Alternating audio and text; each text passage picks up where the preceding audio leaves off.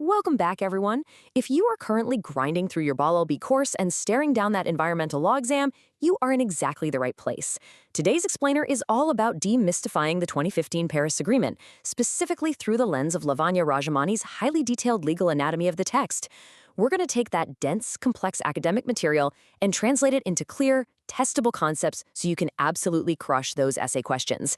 We'll be diving deep into the architecture, the legal character, and the shifting principles of international climate law. So let's just get right into it.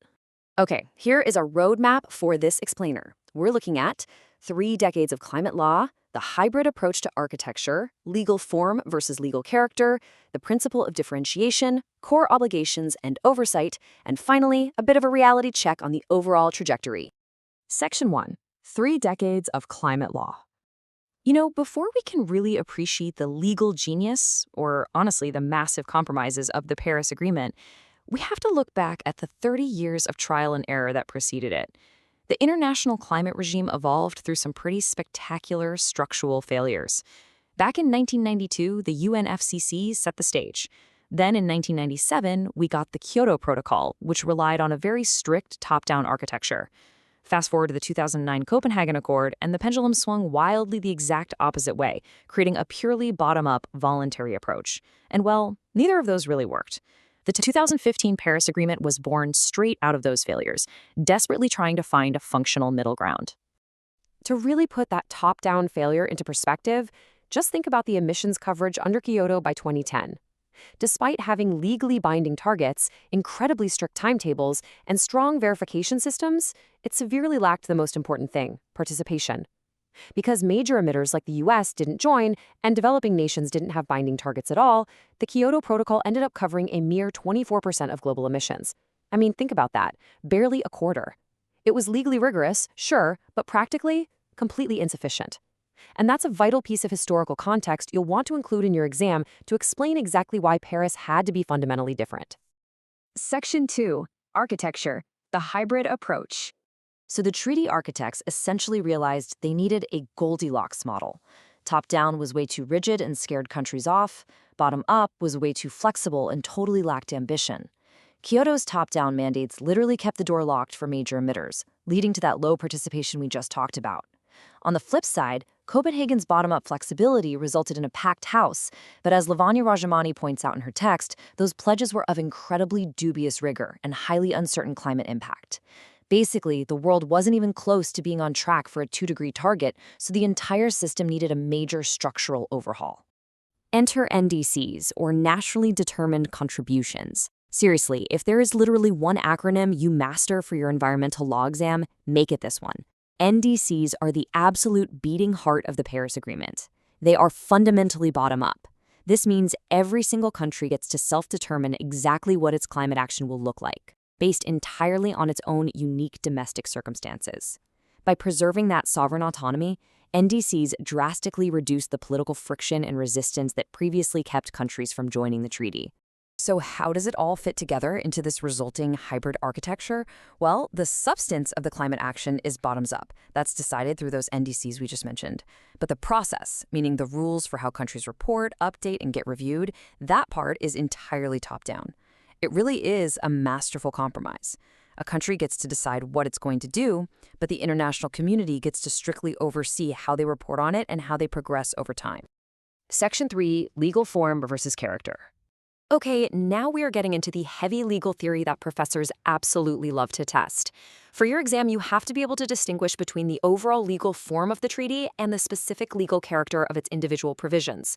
The Paris Agreement as a whole, that's a legally binding treaty. That is its legal form. But inside the document, the provisions vary wildly in their legal character. We've got hard law, like Article 4, Paragraph 2, which uses the mandatory word shall. Then there's soft law, like Article 7, Paragraph 10, using recommendatory language like should. And we even have non-law. These are declaratory statements lacking real normative content, like Article 6, Paragraph 8, where parties simply recognize the importance of a concept without actually committing to any real action. Now listen closely, because here is the ultimate trap for unwary law students regarding Article 4, Paragraph 2. The binding obligation regarding NDCs is an obligation of conduct, not an obligation of result. Let me say that again. A country is legally bound to prepare, communicate, and maintain its NDC. That's the conduct. But under international law, they are not legally forced to actually achieve the mitigation target they set out in that NDC. That's the result. If you can clearly articulate this distinction between conduct and result in your essay, you are going to show a really deep, nuanced understanding of Rajamani's analysis. Section 4. The principle of differentiation. So, how exactly do we balance responsibilities between rich nations, who historically cause the bulk of the problem, and developing nations who are still just trying to eradicate poverty? The crucial point to understand here is the acronym CBDR and RC, common but differentiated responsibilities and respective capabilities. Now, the 2014 Lima Call added a really vital phrase to this, in light of different national circumstances. This was a massive political compromise between the US and China. What it means is that differentiation is no longer this static concept based on outdated 1990s lists. Instead, it's dynamic. As a country's economic circumstances evolve, so do its climate responsibilities. Unlike the Kyoto Protocol, which relied on these explicit, super rigid annexes to divide countries into neat little categories, Paris uses a much more nuanced, self-differentiated approach that's actually tailored to specific issue areas. For example, for mitigation, countries self-differentiate via their own NDCs. For transparency, developing countries are given built-in flexibility based on their individual capacities. But when it comes to finance, it looks a bit more like the old top-down rules. Developed nations legally shall provide financial resources to developing countries, anchored to a $100 billion floor. So differentiation didn't disappear, it was just completely reshaped for a modern context. Section 5. Core Obligations and Oversight. Now, you might be wondering, if countries get to set their own targets and they aren't even legally forced to achieve the results, how does the agreement prevent everyone from just doing the absolute bare minimum?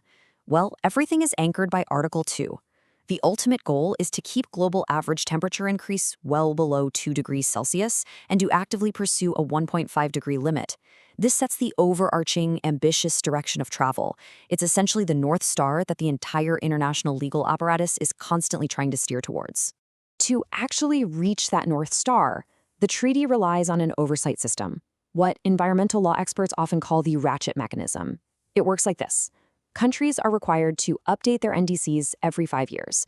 But crucially, there is a normative expectation of progression, meaning each new pledge must be more ambitious than the last, reflecting that country's highest possible ambition. When you combine this progression principle with a robust transparency framework and a massive 5-year global stocktake, what you get is a system explicitly designed to use international peer pressure to constantly drive global ambition upwards. I want you to pay special attention to this quote from Article 14 regarding the global stocktake. It mandates that the stocktake must assess collective progress in the light of equity and the best available science. As Rajamani points out in her text, getting the word equity explicitly into that provision was a massive negotiating coup for developing nations, particularly the Africa Group and India.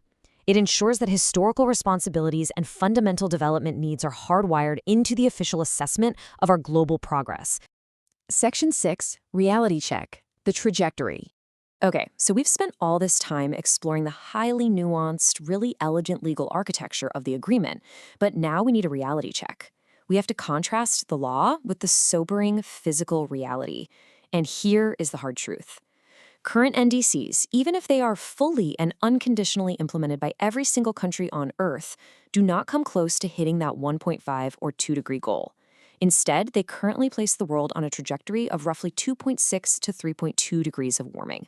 The simple fact is, these bottom-up pledges just do not add up to what is scientifically required.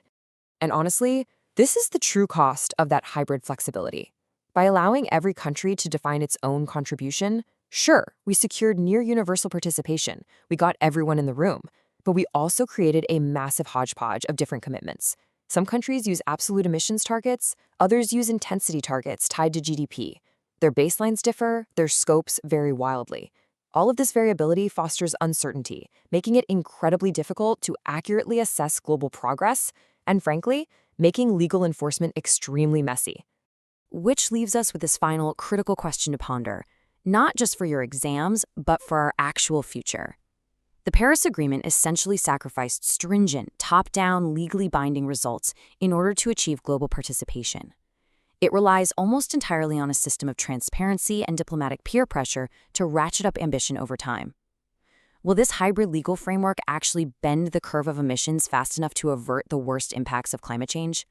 It is the ultimate real-world test of international environmental law. Thank you so much for joining me on this explainer.